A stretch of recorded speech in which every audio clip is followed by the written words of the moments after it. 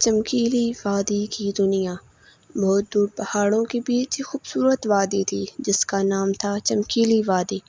اس وادی میں 13 جانور دوست مل جل کر رہتے تھے۔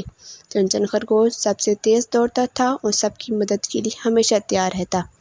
شیرو شیر جنگل کا بچہ تھا لیکن دل کا بہت نرم تھا۔ ٹنو اور منو دونوں طوطے وادی کی خبریں سب تک پہنچاتے تھے۔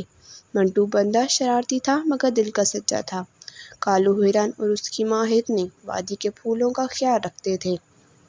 الو چاچا سب سے سمجھدار اور سب کو اچھے مشورے دیتا تھا۔ کچھوا دادا آہستہ چلتا مگر بات پتے کی کرتا۔ لومڑی لالی چالاک تھی مگر دوستی میں سب سے آگے۔ ریچھ بھالو شہد کا شوقین تھا لیکن سب کا محافظ بھی تھا۔ مور ناچو بارش میں ناچ کر سب کا دل خوش کرتا تھا۔ اسی طرح ہاتھی گرجنا سب سے بڑا سب کا مددگار۔ ایک دن وادی میں بہت تیز طوفان آیا۔ درخت گر گئے، ندی کا پانی گندا ہو گیا اور سب کے گھر ٹوٹ گئے۔ سب جانور الو چاچا کے درخت کے نیچے جمع ہو گئے۔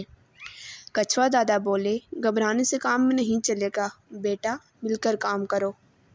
الو چاچا نے پلان بنایا، سب نے اپنا کام بانٹ لیا۔ سب نے مل کر نئے درخت لگائے۔ چنچن نے جھاڑو لگائی اور شیرو نے کوڑا اٹھایا۔ گنجنت نے پانی چھڑکا۔ جب کالو غار میں پھنس گیا تو سب نے مل کر اسے بچایا، پھر ماں سے ملوایا۔ منٹو نے درخت سے لکڑی لا کر گھر بنائے۔ ٹنو اور منو نے اوپر سے نظر رکھ کر سب کو خبر دی۔ مور ناچو نے ناچ کر سب کا حوصلہ بڑھایا۔ ریچھ بھالو اور ہاتھی گنجنت نے بھاری سامان اٹھایا۔ لومڑی لالی نے راستے صاف کیے۔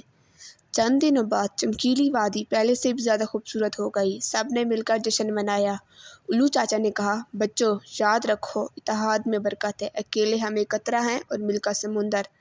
کچھوا دادا مسکرائے، اور سب سے بڑی بات، مشکل میں جو کام آئے وہی سچا دوست۔ مل جل کر رہو، ایک دوسرے کی مدد کرو اور اپنی وادی کو صاف رکھو کیونکہ دوستی اور اتحاد سے ہر مشکل آسان ہو جاتی ہے۔